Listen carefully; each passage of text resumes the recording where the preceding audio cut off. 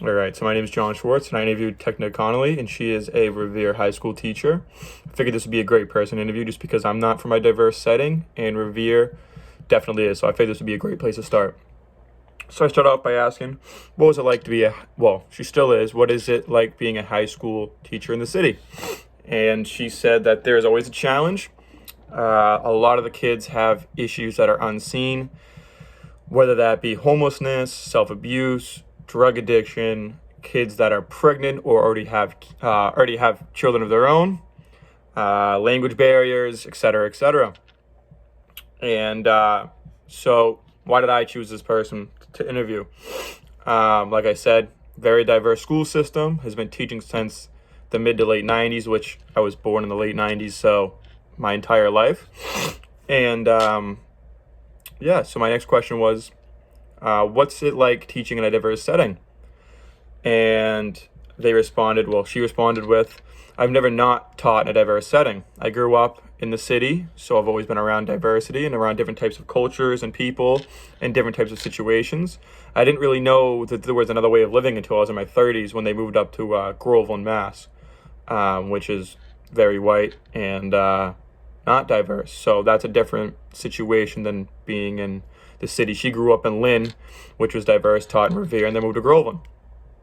And so I asked, what are some things someone should know going into teaching?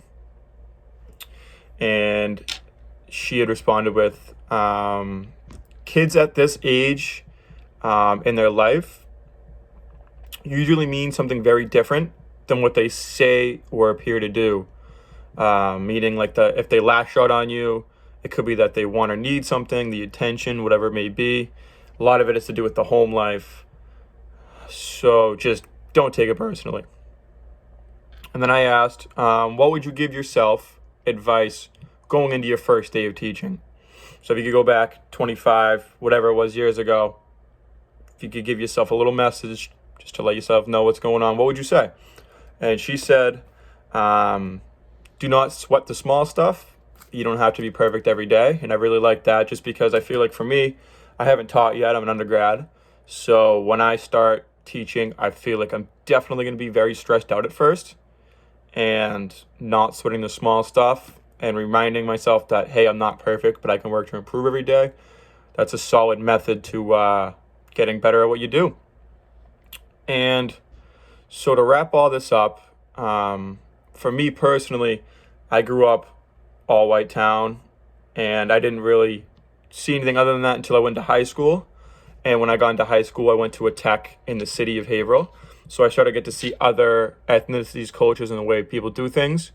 And what really taught me about being diverse, since I'm not going to learn it, I learned it a little bit before teaching, but what really taught me it was the locker room, all the locker room talk. And I played baseball, which obviously is very big in the Dominican Republic and Puerto Rico. So I had players on my team that were they're second generation. Their parents were from Puerto Rico and the Dominican Republic. And we would play a lot of teams that were very diverse, Spanish speaking and all that. And I remember being a freshman in high school, just becoming friends with these people and hearing them speak Spanish. And I was like, what is going on? And then my buddies would translate, like, this is what this means. I'm like, this is unbelievable.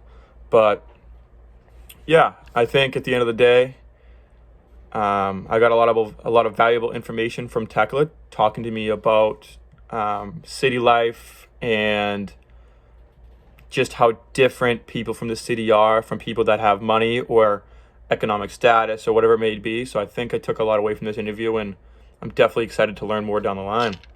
Thank you.